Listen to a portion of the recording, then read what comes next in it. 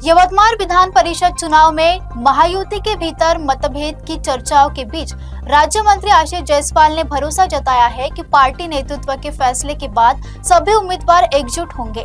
उन्होंने दावा किया कि महायुति के सभी उम्मीदवार चुनाव में विजयी होंगे।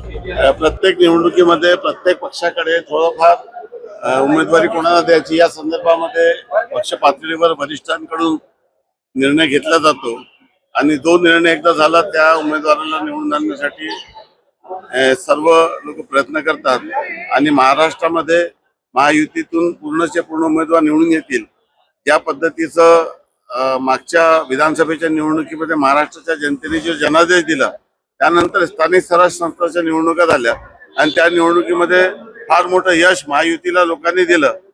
आणि हे मला सांगण्याची गरज नाही की ऑलरेडी आमचे मतदार हे खूप मोठ्या प्रमाणात आहे, हे तर आम्हाला मिळेलच, परंतु काँग्रेसचे जे उमेदवार आणि काँग्रेसचे जे मतदार आहे ते देखील महायुतीच्या बाजूने राहतील आणि महायुतीचे सर्व उमेदवार निवडून येतील असं मला आत्मविश्वास आहे। आजपर्यंतच्या प्रत्येक निवडणुकीमध्ये अशा पद्धतीच्या घटना होत असतात। प्रत्येक व्यक्ती आपला क्लेम आहे अशा पद्धतीची त्याची धारणा असते, तो फॉर्म भरतो, परंतु नंतर पक्षश्रेष्ठीवर वरिष्ठांकडून सूचना आल्यानंतर ते विड्रॉल केल्या जातात।